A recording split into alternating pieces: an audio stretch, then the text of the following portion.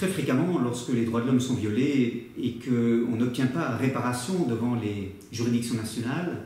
que l'État, au fond, échoue à réparer la violation qui est commise en dépit de l'occasion qui lui est fournie de le faire,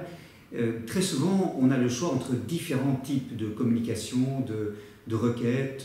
ou de plaintes au niveau international. On peut se tourner vers une procédure spéciale du Conseil des droits de l'homme, on peut se tourner vers des comités d'experts créés par les traités des Nations Unies en matière de droits de l'homme, on peut se tourner au sein du Conseil de l'Europe vers le Comité européen des droits sociaux en ce qui concerne les droits économiques et sociaux, ou encore vers la Cour européenne des droits de l'homme. Il y a entre ces différentes instances ou procédures beaucoup de redondance. Très souvent, on aura le choix entre différentes procédures. Par exemple, on pourra choisir d'aller devant la Cour européenne des droits de l'homme pour dénoncer un placement d'un enfant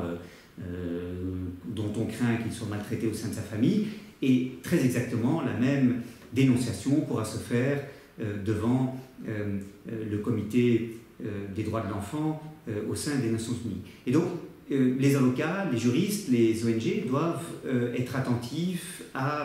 aux implications de leur choix, parce que très souvent, ce choix est irréversible. Lorsqu'on a choisi d'aller devant telle instance, il sera ensuite impossible, si l'on obtient de cette instance qu'elle prenne position, il sera impossible ensuite de changer de cap et d'aller vers une autre instance, tout simplement parce que très souvent, une des conditions de recevabilité de ces procédures, c'est que l'on n'ait pas déjà eu un autre organe international de règlement du différend qui se soit prononcé. Alors, c'est une règle qu'il faut nuancer, ce n'est pas une condition qui s'applique dans tous les cas, c'est une condition qui est souvent interprétée pro victima de manière très souple et de manière à favoriser l'accès à la justice, l'accès à une réparation aux victimes, mais c'est la règle de base qui oblige l'avocat, le juriste, l'ONG à très soigneusement mesurer le pour et le contre de chacune des voies qui s'offrent à lui.